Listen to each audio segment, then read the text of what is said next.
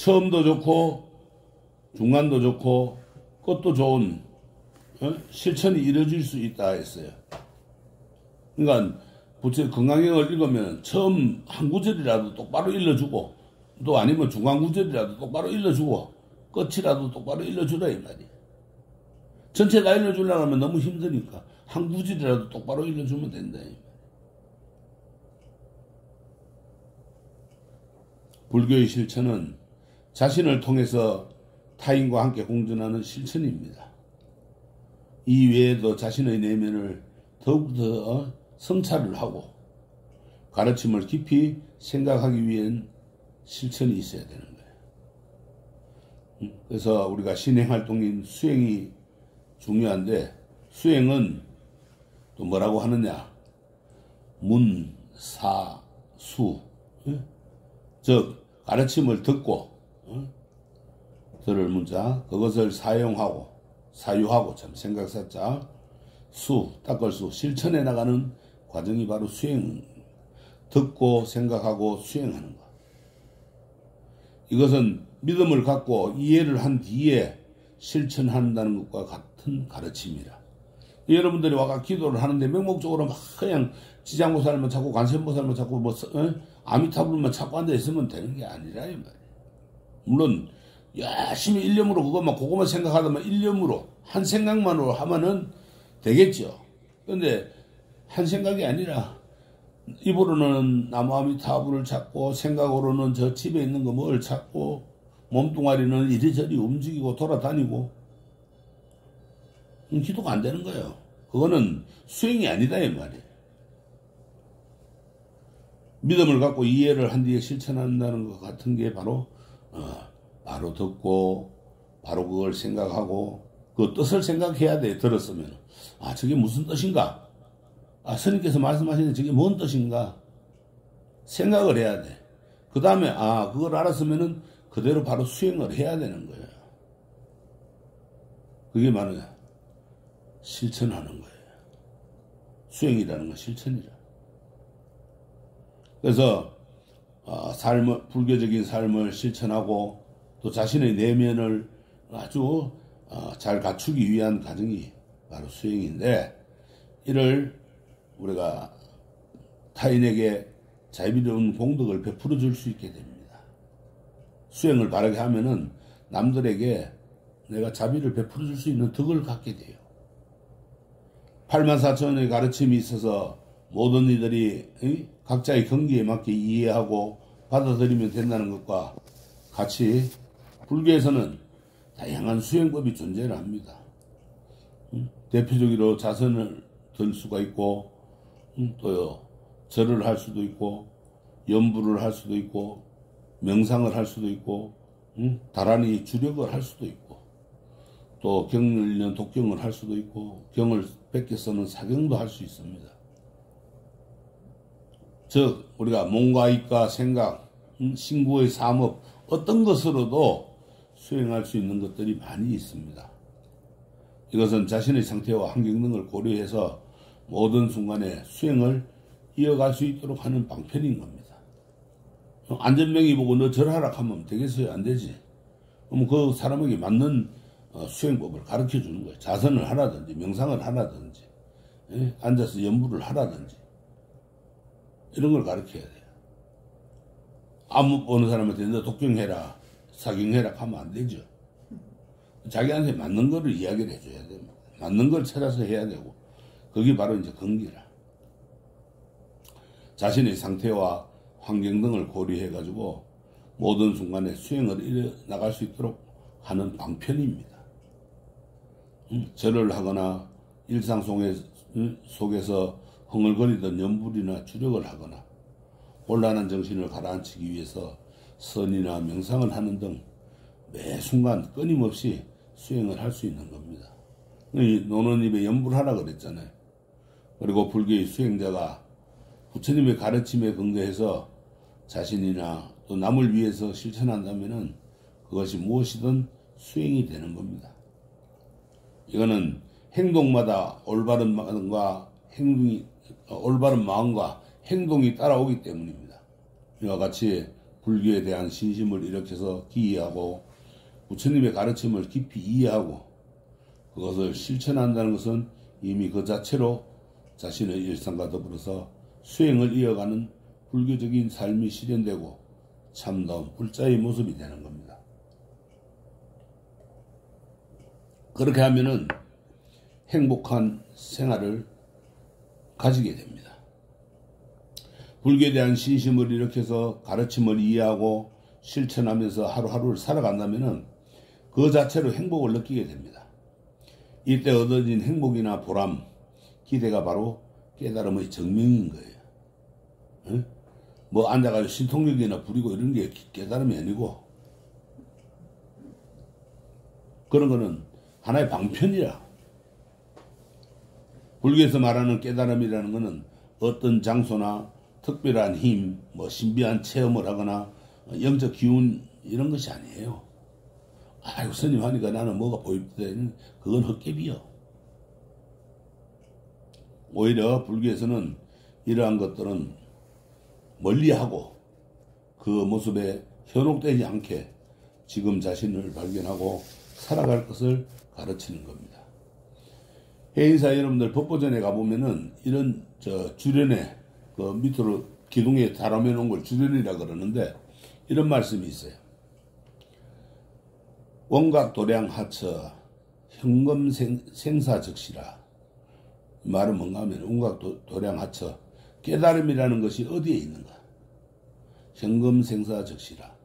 지금 이 순간 삶과 죽음만 있다. 그런 말씀이 있어요.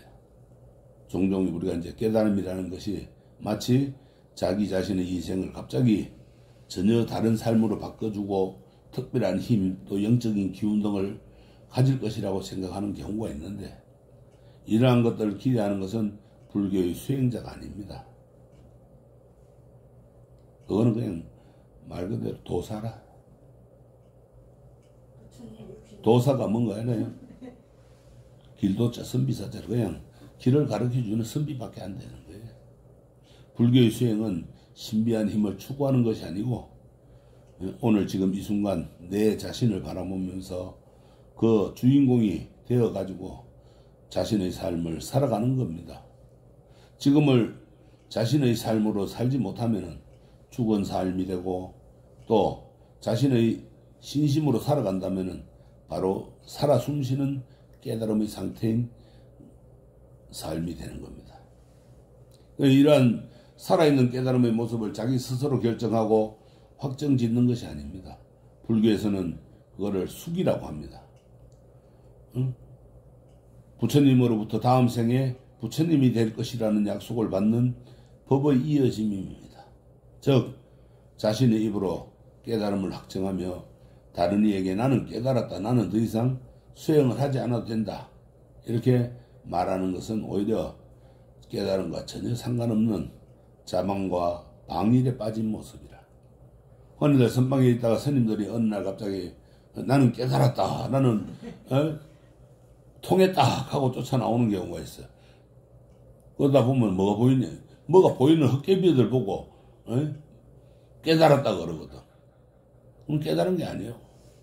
그러면 이제 물매를 맞는 거야 아주 그냥. 몸매를 뭐 몽둥이 덤질을 하든지 물에 그냥 가가 물매를 맞든지 하는 거야. 그래 정신 차리게 만드는 거야. 헛개비다 이 말이야. 응? 일반 그거는 깨달음으로 가는 한 과정일 뿐이라. 그래서 수행자가 더욱 겸손하고 설령 높고 깊은 수행을 하였다 하더라도 그것이 오히려 독이 되는 자만심을 갖지 않고 더욱 다른 이들을 위해 해양할 수 있는 그러한 마음에서 숙이라는 방법을 둔 겁니다. 이제 다른 말로 하면 예언이죠. 그렇기에 불교의 깨달음은 자신의 모습을 바라봐주는 주변 사람들이 증명해 주는 겁니다. 어떤 사람이 주변을 돕고 성실하게 자신의 일을 하며 게다가 깊은 신심으로 신앙생활까지 한다면 당연히 주변 사람들이 그를 칭찬하고 존중해 줍니다. 이때 그 칭찬과 존중이야말로 참다운 깨달음의 증명인 것이에요. 그러니까는 일상생활도 부지런히 하고 저래도 부지런히 다녀야 되는 거예요. 열심히. 뭐 그냥 떠내기처럼 한번 찔끔 왔다가 또 한동안 안 보이다가 또 찔끔 오고 이런 건 안 된다 이 말이에요. 자기 신앙생활을 바르게 하지 못하는 거예요. 신심이 없는 거예요. 그거는. 이렇게 신심과 이해와 실천은 자신의 삶을 충족하기 위한 것입니다. 그래서 어디 가가지고 나는 불사를 얼마나 했고 뭐 했고 다 그거는 상이라, 그건 헛개비라. 그는 이러한 수행을 올곧게 닦으며 살아가면은 자연스레 주의가 밝아지고 많은 사람들에게 기감이 됩니다. 그래서 많은 사람들로부터 칭찬과 존중을 받고 나아가 다시 다른 사람들에게 불교를 알려주고 가르쳐주는 존재가 되는 거예요. 아, 저 사람이 절에 가더니만 달라졌다. 그런 말을 들을 때 그 사람이 바른 생활을 하는 거예요. 바른 신앙생활을 하고 바른 믿음을 가지고 있는 거예요. 근데 절에 가나 마나 뭐 똑같으면 어떻게 되겠어요? 너무 아로절에 가는 거지 그럼. 또 더 못해지면 저 사람 절에 가지면 헛다녔다 이래. 괜히 욕먹는 거예요. 왜 욕먹는 짓을 왜 해요? 이러한 삶을 살아가는 사람이 바로 지금 현재 부처님이에요. 따로 부처님이 계시라는 거예요. 우리는 그런 모습이 될 수 있고 누구라도 부처님의 삶을 살 수가 있습니다. 오늘 지금 이 순간 내 마음을 믿고 불교를 더욱 깊이 이해하고 바르게 실천하는 행동 하나하나가 우리를 깨달음으로 이끌어주는 겁니다. 그리고 그 깨달음은 오늘 행복하게 살고 있는 바로 우리의 삶입니다. 이처럼 깨달음이라고 하는 것은 특별하게 존재하는 것이 아니고 원래부터 우리의 일상에 함께하고 있습니다. 이것은 이제 우리 마음속에 부처님이랑 자성불이라 그러죠. 다만 우리가 자신의 삶에 빠져서 주의를 보지 못하고 자신의 발밑조차도 살피지 못할 만큼 바쁘게 살다 보니까 언제나 놓치고 있는 것이 바로 그런 문제가 있습니다. 그래서 불교 교리에는 보는 것과 관련된 가르침이 많이 있습니다. 팔정도의 첫 번째인 정견이 있죠. 바르게 보라 이 말, 바른 눈으로 자신의 모습과 생각을 바라보게 하는 거예요. 우리가 놓치고 있는 삶의 소중한 순간을 확인을 하고 그것도 나의 일부분이라는 것을 가르쳐주기 위한 겁니다. 정견이 없고 사견을 가지면 이제 아까 얘기했죠. 헛개비만 보고 다니는 거예요. 그것만 쫓아다니고 맨날 그러면 그것만 쫓아다니다가 죽는 거라. 죽으면 또 어떻게 되겠어요? 죽었어도 또 그렇게 쫓아다니는 거예요. 헛개비만 되고. 그래서 깨달음은 일상의 우리 생활 곳곳에 담겨 있습니다. 순간순간 그것을 발견하고 함께 해야 되고 또 위 없이 높은 깨달음이 실현되는 겁니다. 그리고 그 실현된 자리에서 행복이라는 것을 만나게 됩니다. 그래서 우리는 행복하기 위해서 살아가는 거예요. 그러나 종종 행복하기 위해서 무언가를 포기하거나 자신의 삶을 살지 못하는 경우가 있어요. 아까 말씀드렸던 그 법고전의 주변의 가르침과 같이 행복은 어쩌면 욕심이나 욕망일지도 모릅니다. 그래서 참다운 행복이란 자신과 가족, 주변과 함께 웃고 이웃과 슬퍼하고 즐거워하며 나누면서 살아가는 겁니다.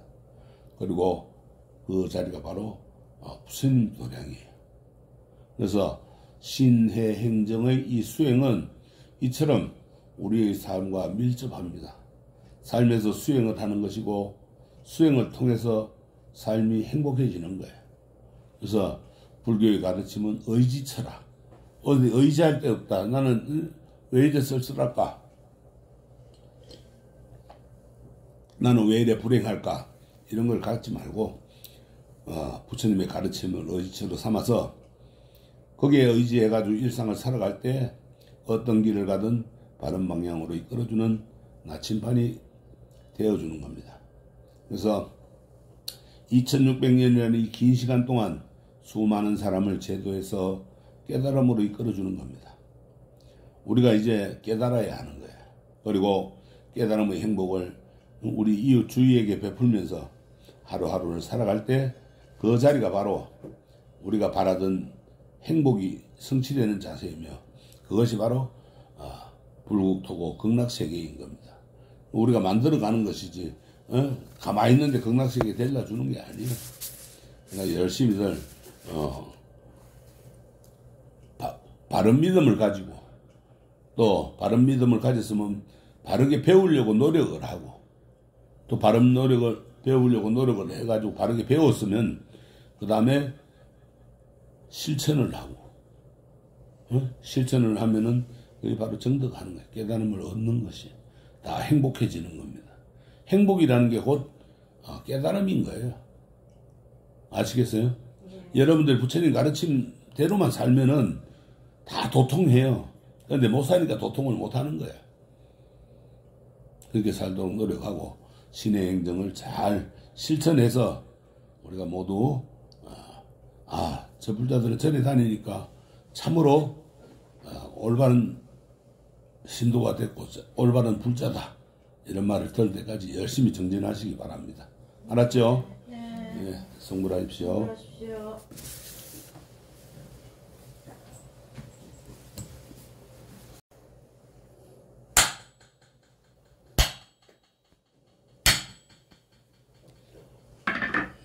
자, 여러분 반갑습니다.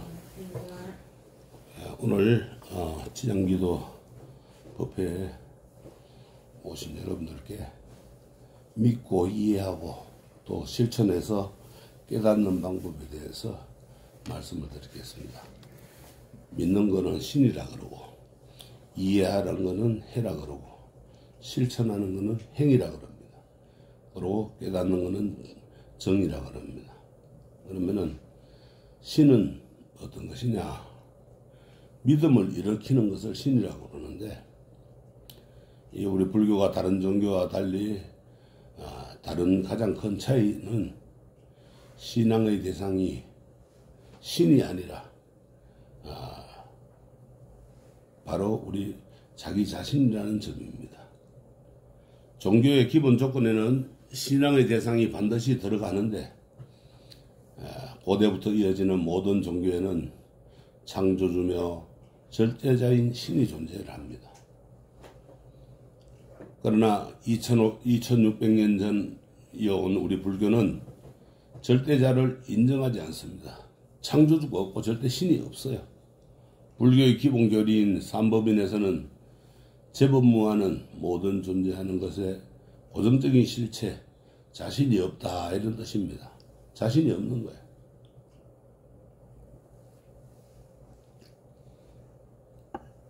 불교는 신이라는 그 절대자를 인정하지 않는다.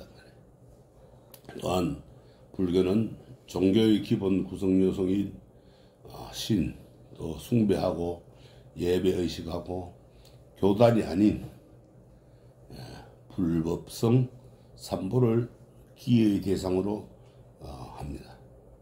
삼보 중에서 부처님을 다른 종교의 절대자와 같은 의미로 해석해서 오해하는 경우가 종종 있습니다. 그래서 뭐 우상숭배니 뭐 귀신을 믿니 뭐 이런 이야기가 나오는데 부처님은 2600년 전 우리 인류 역사상 실존하신 고타마 시타르다 태자가 수행을 통해 가지고 깨달음을 얻고 서가모니 부처님이 되신 분으로 우리 모든 인간들이 수행을 통해서 얻은 지위입니다. 그리고 부처님께서 한평생 제자들과 불자들을 위해서 자신의 깨달음을 설명하고 알려주신 가르침 바로 법입니다. 우리가 이제 해인사에 가면 8번 대장경이 있죠. 그 84,000 법문을 설하신 거예요. 또 그 84,000문 부처님의 가르침에 따르는 삶을 살기 위해서 우리가 수행을 하는 사람들이 모인 것이 성가라고 합니다. 즉 불교에서는 깨달음을 얻으신 분이 부처님이 스스로 존재하고 또 가르침을 믿고 실천하는 우리가 존재하는 겁니다. 그리고 종교적이고 신앙적인 부분은 불교를 믿는 신도인 우리가 선택해서 자발적으로 입문하게 된 겁니다. 이 말은 다른 종교처럼 신앙의 대상을 믿지 않으며 자기 자신의 의지와 상관없이 죄를 범하게 되는 것과는 다르게 모든 선택이 우리 마음에 달려있다는 의미입니다. 그래서 불교는 신앙과 수행 그리고 나아가서 깨달음에 있어서도 주제자의 마음을 가장 중요시합니다. 그리고 마음이 한 사람이 생을 살아가며 겪게 되는 모든 인연과 일을 만들고 유지하고 없애는 그런 절대적인 것으로 봅니다. 그래서 이러한 마음에 대한 불교의 가르침은 여러 경전 속에서도 나오는데 대표적으로 우리가 일체유심조라는 환경의 말씀이 있습니다. 이거는 우리가 사는 이 세상의 모든 것은 오직 이 마음이 만들어낸다고 해서 자신의 마음 상태가 어떠한가에 따라 세상의 모든 변화하고 자신을 둘러싼 모든 것들이 자신의 마음에 의해서 바뀐다는 것을 말합니다. 그래서 일체유심조라 이럽니다. 그래서 우리 대한불교 조계종의 그 소위 경전인 건강경의 대표 구절에서도 이런 말이 나오죠. 사구계가 억무소주 이생기심이라는 말이 나옵니다. 이 말은 우리가 살아가면서 겪는 모든 일에 대해서 고정적이고 집착하는 마음을 갖지 말고 매 순간마다 충실하고 유연한 마음을 가지라고 가르치는 겁니다. 그래서 불교에서는 자신의 마음을 바라보고 통제할 때 자신과 주변 모든 것이 변화하고 또 참다운 주인공의 삶을 살 수 있는 겁니다. 여러분들이 바로 그 참다운 주인공인 거예요. 그러나 이러한 마음에 대해서 잘못 이해하면은 어떤 말이 되느냐?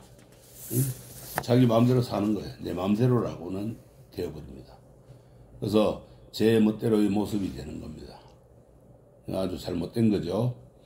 불교에서는 말하는 마음에 대한 자세는 자신의 욕구와 집착을 마음을 통제하고 또 스스로의 삶을 올바른 방향으로 나아가게 하는 것이 바로 이 마음입니다. 그러기 위해서는 먼저 자신에 대한 확고한 인식이 있어야 됩니다.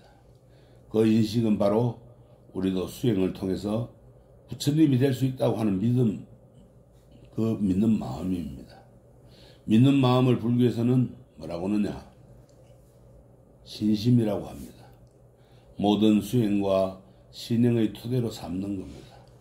그래서 불교적인 삶, 또 수행하고 신행 중에서도 어떤 것을 하더라도 그 기반에는 반드시 나도 부처님과 같이 될 수 있다는 믿음이 있어야 합니다. 그리고 그 믿음이 바로 불교의 시작이고 깨달음의 첫걸음이 되는 겁니다. 그래서 이 믿음이라고 하는 것은 나침반과 같습니다. 또 믿음은 공덕의 어머니라는 표현과 같이 불교에서는 믿음은 올바르게 불교 수행으로 나아가게 해주고 또 수많은 공덕을 쌓게 하는 깃털이 되는 겁니다.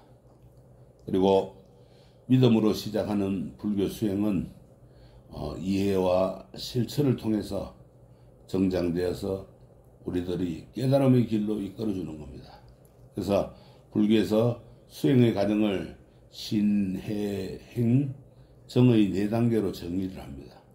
이것은 신심을 일으켜가지고 불교에 기해서 부처님의 가르침을 배우고 이해하고 실천해서 신행이 점자 쌓여가지고 깨달음으로 이끌어준다는 수행의 과정을 나타내는 겁니다. 그래서 제일 중요한 겁니다. 신심, 믿음. 이것이 없으면은 그 다음에 배우는 과정, 그 다음에 이해하는 과정, 그 다음에 실천하는 과정, 그 다음에 깨닫는 과정, 이 모든 것이 되지를 않습니다. 그래서 믿음을 굳게 하고, 믿음을 굳게 할 때 바른 믿음을 가져야 됩니다. 바른 믿음을 가지지 않으면은 뭐가 되느냐?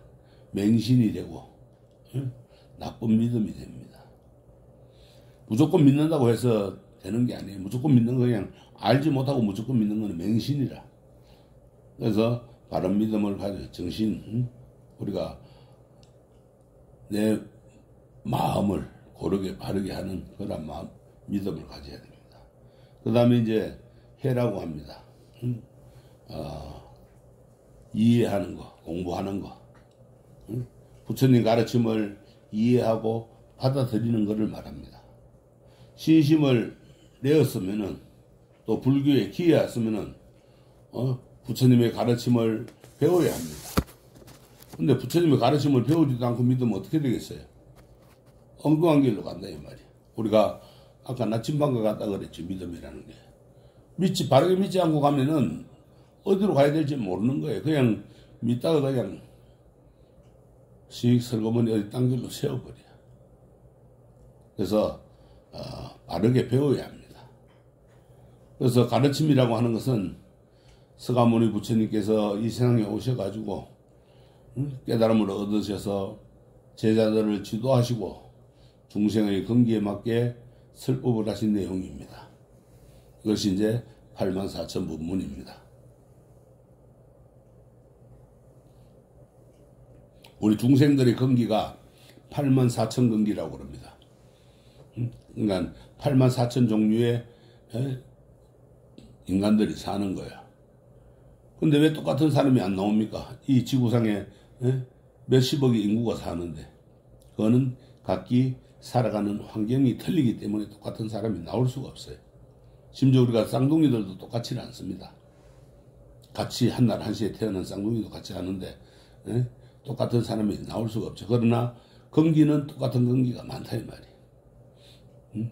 오늘 여기 오신 분들도 다 같은 건기를 가지고 있을 수도 있고 또 틀릴 수도 있는 겁니다. 이렇게 이제 부처님의 가르침은 경, 또 율, 논 이렇게 3장으로 정리되어 가지고 이제 오늘날까지 이어져 오고 있습니다. 이 3장의 가르침은 목판에 새겨 가지고 놓은 것이 우리가 익히 알고 있는 이제 해인사의 8만대장경이죠. 8만대장경이 없었으면 우리가 어떻게 되겠어요? 부처님의 가르침을 바르게 배울 수 없겠죠. 그 보물입니다. 아주 중요한 거예요. 그게 바로 부처님이라. 그게 뭐냐? 법신불이라. 가르침. 그래서 종교는 이 믿음을 중요시합니다. 그래서 자칫 믿음만 지닌다면 어떻게 되겠어요? 올바른 신행할 수가 없겠죠. 올바른 신행 생활을 하려면은 바른 믿음을 갖고 하루하루 자기 자신의 자리에서 참되게 살아가려면은 바르게 배워야 됩니다. 그렇지 않고 바른 믿음을 갖고 하루하루 자신의 자리에서 살아간다면은 아무런 문제도 없으나 믿음이라는 것이 잘못되면은 어떻게 되겠어요? 맹목적인 믿음, 맹신이 됩니다. 그래서 그 사람을 나쁜 나락으로 떨어뜨릴 수 있어요. 사이비 종교로 인한 우리 사회 문제들도 올바른 교리의 부재로 생겨난 경우가 대부분입니다. 그래서 사이비 종교에는 이 보편적인 가르침도 없이 교주의 개인적인 생각과 말만이 존재하였기에 극단적인 방향으로 나가게 되는 겁니다. 그러니까 그 교를 만든 교주의 생각에 따라서 움직이는 거예요. 그러니까 그 아주 나쁜 방향으로 나가게 됩니다. 이 잘못된 가르침을 맹신하는 신도들은 믿음이 아닌 그 교주의 말에 세뇌가 되어가지고 잘못된 방향으로 자신도 모르는 사이에 빠져버리게 됩니다. 그렇게 올바른 믿음을 통해 가지고 자신과 자신의 삶을 사유하고 생각하고 바르게 이끌어줄 종교를 찾아가야 되는 겁니다. 그리고 종교의 교리가 자신을 참다운 삶의 길로 인도해 줄 수 있는가를 확인을 해야 합니다. 이것은 부처님께서도 마찬가지입니다. 부처님은 성도 깨달음을 얻기 전에는 아라라 깔라마 또 우타카 라마 붓다라는 그런 두 종교 지도자를 만나서 수행을 했죠. 그러나 깨달음과는 다르다는 것을 부처님께서는 아시고 그것을 나와서 보리수나무 아래에서 깨달음을 얻으신 거예요. 삶에는 정답이라는 것을 내릴 수가 없습니다. 삶에는 정답이 없어요. 그러나 어떤 종교에서는 그것을 신의 힘이라고 서로 표현하여서 모든 것을 내다보며 또 삶의 정답이라며 알려줍니다. 우리는 시시각각으로 변화하는 하루하루를 살아갑니다. 그러면서 어디 가서 누가 뭐 잘 본다 그러면 혹돼가지고 나도 한번 가보고 싶은 마음이 생기고 또 가보는 사람도 있고 그건 아니다 하고 안 가는 사람도 있죠. 수많은 사람을 만나고 이야기 나누면서 관계를 만들어가고 다시 다음 날이 되면은 그러한 변화와 관계가 더욱 깊어지는 겁니다. 이러한 삶에서 절대적인 하나의 답을 내린다는 것은 이미 그 자체가 답일 수 없습니다. 불교에서의 삶의 모습을 뭐라고 합니까? 인연이라 그래요. 이 인연은 뭐라고 그래요? 모든 일에는 원인과 결과가 존재하죠. 그것이 인연입니다. 만약에 그 일이 잘못된 것이라면 원인을 다시 확인하면 답이 보입니다. 또한 그 일이 자신에게 큰 행복을 안겨주었다면 그 결과를 잘 받아들이고 다시 그 원인을 확인해서 행복을 쌓으면 됩니다.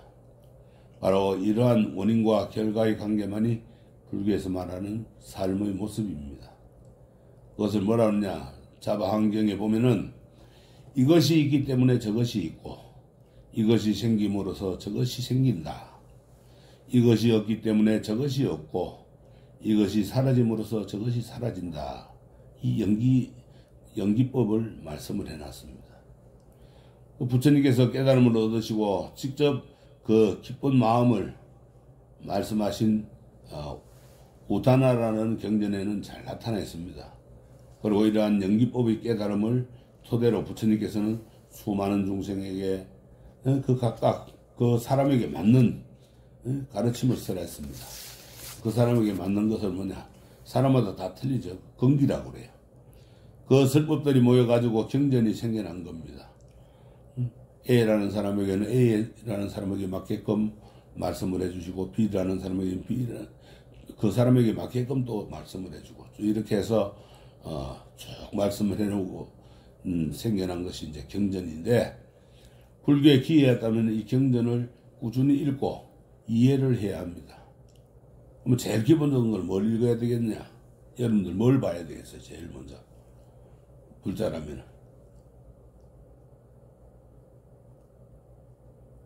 뭐부터 읽어야 되겠어요? 천수경. 불교 성전을 읽어야 됩니다. 불교 성전을 안 읽고 부처님 알려면은 불교의 가르침을 알려면은 불교 성전을 읽어야 돼요.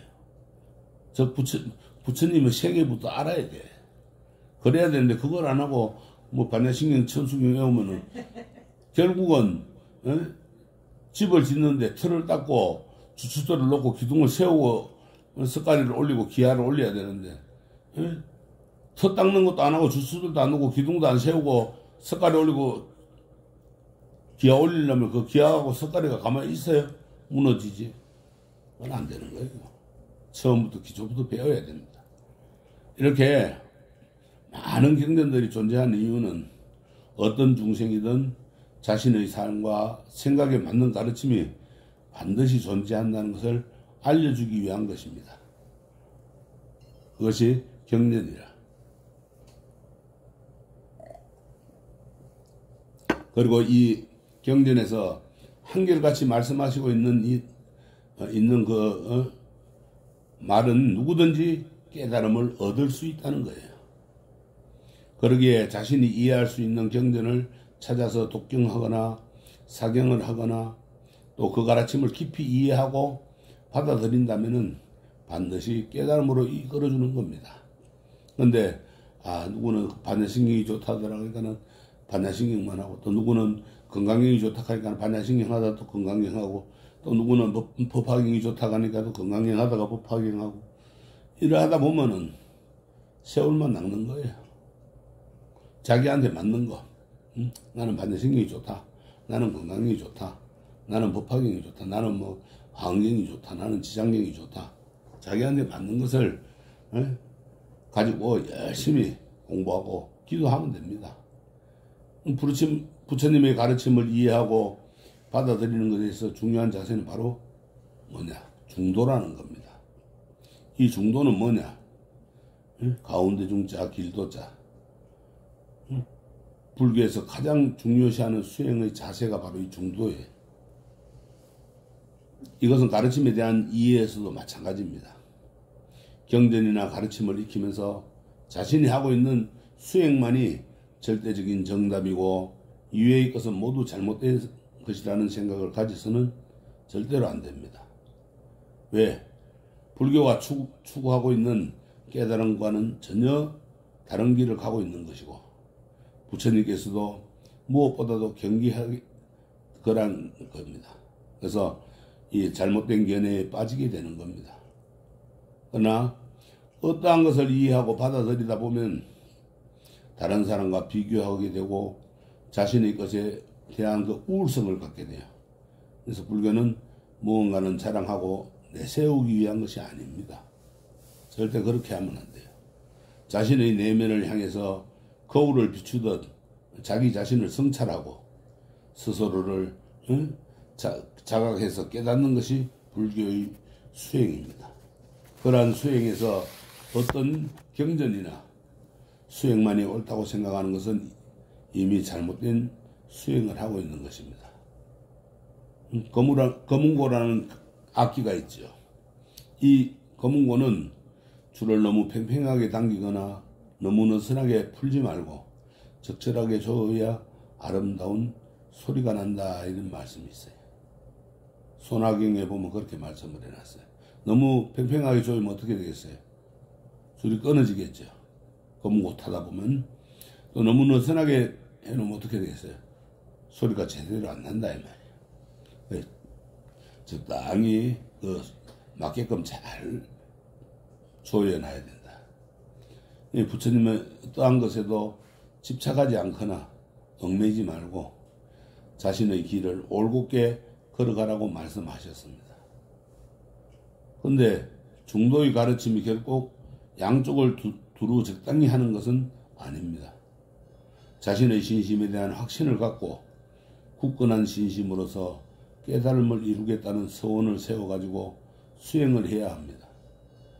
이 서원을 세워서 수행을 하지 않으면은 바른 수행이 되질 않아요.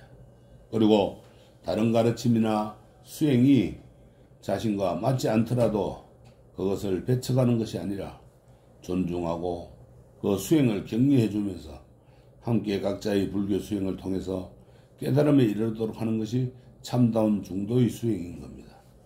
그런데 이런 부처님 말씀에 따르지 않고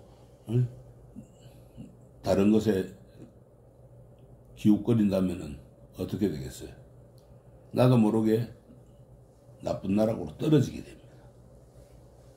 그래서 불교의 가르침을 바르게 이해하고 또 삶으로 바르게 받아들인다면 단순한 알미 아니라 어떤 것이 현재 자신에게 맞고 어떻게 이해할 수 있을까를 깊이 생각하면서 일상에서 생겨나는 인연관계를 받아들이는 겁니다.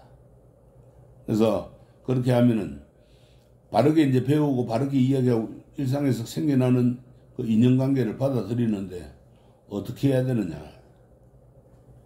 행이 필요한 거예요. 행동으로 실천하고 또 그거를 행하는 겁니다. 행동으로 실천하고 또 행해야 돼.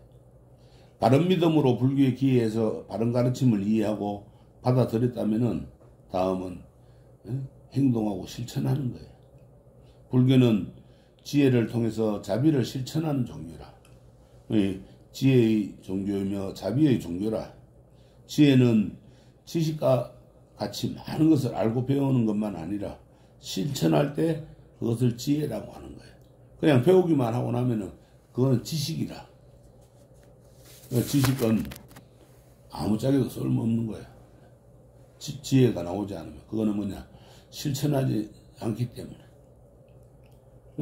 실천할 때 이제 지혜가 나오는 거예요. 그러게 이제 우리가 사회에서도 많이 아는 사람들을 뭐라 그래요? 많이 배우고 많이 아는 사람을 지식인이라 그러죠. 또 지혜로운 사람이라고는 하질 않습니다. 지식인이라고 하지. 지혜로운 사람이라는 것은 자신이 알고 있는 것을 지식에 그치지 않고 삶의 그대로 드러내서 실천하는 사람이 바로 지혜로운 사람이라. 실천하지야만 안 되는 거예요. 네? 보면은 우리가 지금 오늘도 이렇게 지장 기도를 하고 있지만 불자들이라면은 기도나 법회에 꼭 참석을 해야 돼요. 그래가지고 부처님의 가르침을 배우고 내가 그렇게 살고 있는지 아닌지 한번 반성하고 참여하는 시간이 되어야 됩니다. 그런데 이런 일이 있다 저런 일이 있다 핑계대고 안 와요. 부처님께서는 나고 죽는 일 외에는 다 제쳐두고 먼저 공부하라 그랬어요. 근데 불자들이 보면 보살님 어제 왜 기도에 안 왔어요? 그러면 스님 뭐가 있었고 집에 뭔 일이 있었고 이 핑계 저 핑계 다 됩니다. 아니면 뭐 아팠다 뭐 하다 핑계 다 돼. 그거는 바른 것이 아닙니다. 그래서 이 행동하고 실천하는 거 이게 바로 지혜의 첫걸음이라. 믿음을 통해 가르침을 이해하고 또 생각하였다면 실천해야 하는 거예요. 실천하지 않으면 안 돼요. 불교의 가르침을 아무리 많이 배우고 독경을 하고 사경을 하고 경전을 많이 그냥 법공양도 하고 큰 스님들의 법문을 많이 듣는다고 해도 그것을 실천하지 않는다면 그것은 그저 자신의 욕망을 채우기 위한 것에 지나지 않습니다. 상만 높아지는 거예요. 어떤 분들 그래 와가지고 대뜸 하는 말이 저는 큰 스님들 법문을 많이 들었습니다. 저는 경전을 몇만 독을 했습니다. 하면 뭐 하는 것이요? 행위 없는데 실천이 없는데 구원만 짓는 거야. 그거는 다 필요가 없습니다. 큰 스님들 법문 아무리 듣고 선방에 가서 아무리 참선을 하면 뭐 하는 거예요? 실천을 하지 않는데. 바른 믿음을 가지고 바르게 공부를 했다면은 바른 실천, 행위 따라야 됩니다. 그것은 그저 자기 자신의 욕망을 채우기 위한 것에 지나지 않는 거예요. 그렇게 하면 실천이 없으면. 불교에서 추구하는 깨달음이라는 것은 한 개인의 만족이나 충족이 아닙니다. 자신과 자신을 둘러싼 가까운 모든 인연이 함께 고통에서 벗어나서 행복한 삶을 살아가는 겁니다. 나 혼자만 극락 가서도 안 되는 거예요. 주위의 모든 사람들이 함께 같이 극락을 가야 되는 거예요. 그러기 위해서는 어떻게 해야 되겠어요? 바로 자신부터 움직이고 실천해야 되는 거예요. 베풀어야 됩니다. 뭘 베풀어요? 부처님 말씀을 알려주고 그 길을 함께 동참하고 같이 갈 수 있게끔 하는 것이 바로 실천이에요. 베풀으라 그러니까 나는 재산이 없는데 베풀 게 없는데 돈이 없는데 이러나. 돈이 없으면 부처님 말씀을 가르쳐 줘가지고 그대로 행할 수 있게끔 하면 되는 거라. 근데 그러지는 않고 자기는 행하지 못하고 하니까 남은 행하는 거 보니까 배 아프고 뒤에서 뒷담화는 하고 이러면 안 되는 거예요. 이렇게 실천하는 것이 바로 이제 뭐예요? 베푸는 것이 보시죠. 육바람일 중에 첫 번째가 보시바람일이라. 이 보시 베푸는 거에는 세 가지가 있다고 그랬죠. 제시가 있고 법시가 있고 무예시가 있습니다. 자신이 무언가를 실천할 때 그 당시의 상황과 형편에 맞게 하는 모든 것이 포함이 됩니다. 실천하기 위해서는 스스로나 또 남을 위한 행동이 있어야 됩니다. 즉 누군가와의 인연관계를 유지하고 함께 해나가야 되는 거예요. 그러한 상황에서 당시에 자신이 재물에 여유가 있다면 제시를 행하는 것이고, 현대의 제시 개념은 경제적인 것만이 아닙니다. 꼭 제시를 하니까는 재물만 갖고 베푸는 것이 아니라 자신에게 시간의 여유가 있으면은 함께 봉사를 하거나 또 함께 음식 솜씨나 기술 등의 재능이 있으면은 다른 이들을 돕거나 알려주는 재능 기부도 제시의 한 종류로 볼 수 있습니다. 꼭 돈만이 아니라 물질만이 아니다 이 말이에요. 또 자신이 다른 이들과 함께 더 나은 모습으로 살아가는 모든 것이 이 제시의 하나가 될 수 있는 겁니다. 그 다음에 법시는 잘못된 길에 들어섰거나 또 의지처가 없어서 힘들어하는 이들에게 부처님의 가르침을 알려주고 그들도 우리와 함께 같이 불법에서 행복을 찾고 자신의 길을 다시 걸어갈 수 있도록 이끌어주는 겁니다. 그것이 법시예요. 불교에서 우리가 이런 말을 하죠. 시절 인연이라는 말을 하죠. 시절 인연. 무언가 행하거나 갖추어지는 시기가 반드시 찾아온다는 가르침이 있습니다. 이것이 시절 인연이라. 이처럼 법시에는 다른 사람과의 관계와 그들이 불교의 가르침이 필요한 시기가 잘 맞아야 합니다. 맞지도 않는데 그 사람한테 갓난 애기 보고 절에 가자 하면 그 갓난 애기가 어떻게 됐어요? 따라와야 안 따라와요? 안 따라오고 울죠?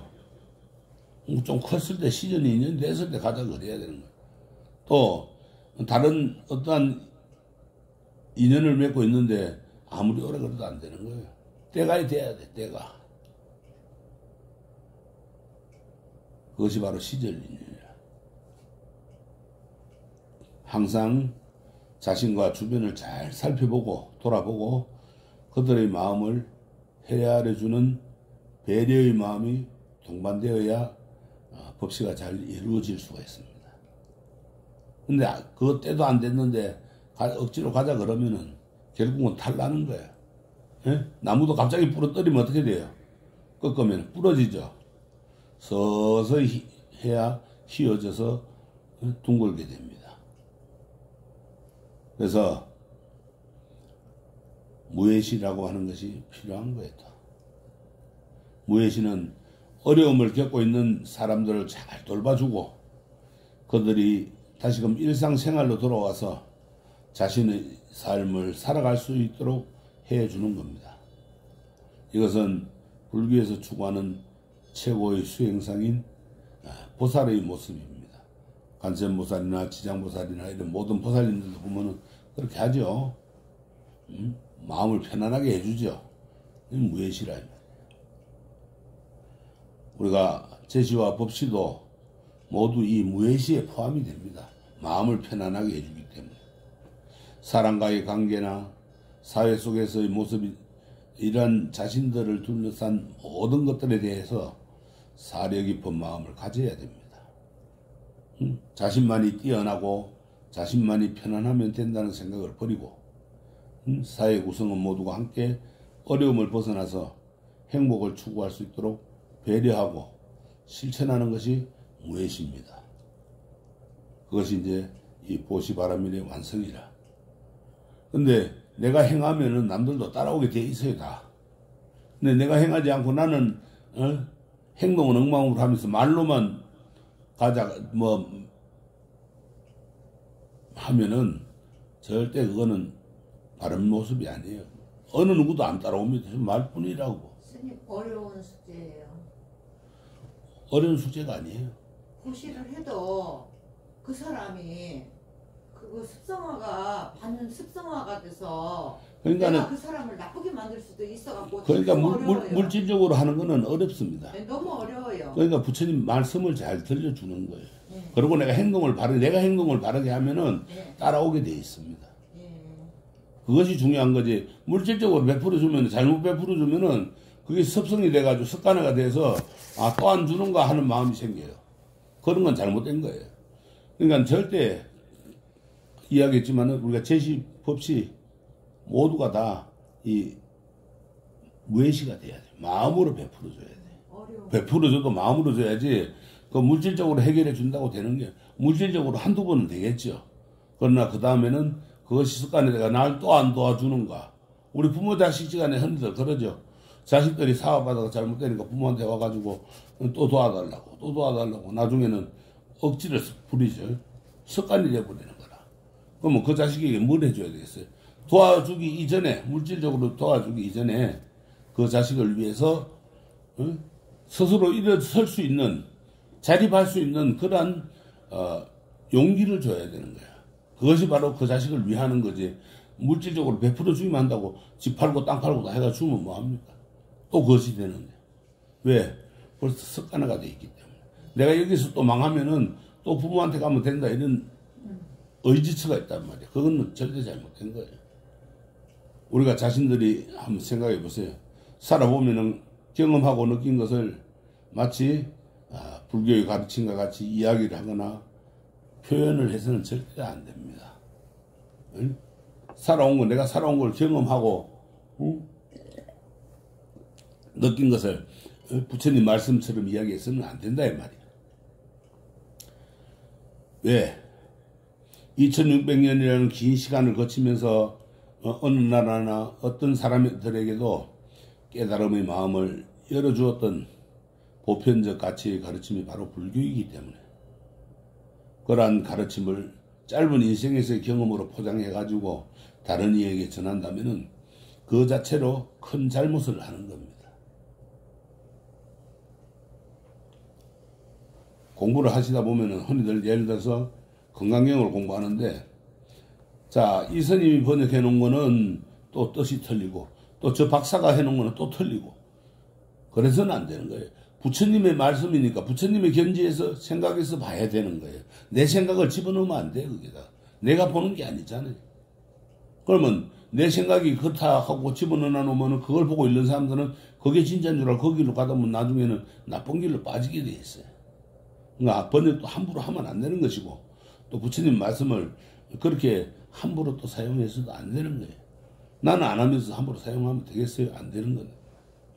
그래서 실천한다는 것은 제 멋대로 행동을 하는 것이 아니라 부처님의 가르침, 말씀 그 토대 위에서 자신의 수행을 철저히 하고 또 닦으면서 얻어진 자비와 공덕의 회양으로 행해야 되는 거예요. 부처님 말씀을 따라서 그대로 열심히 수행 정진을 해가지고 내가 거기서 얻어진 거를 남들한테 일러줘야 되지. 그럴 때 비로소 부처님께서 말씀하신 전도서는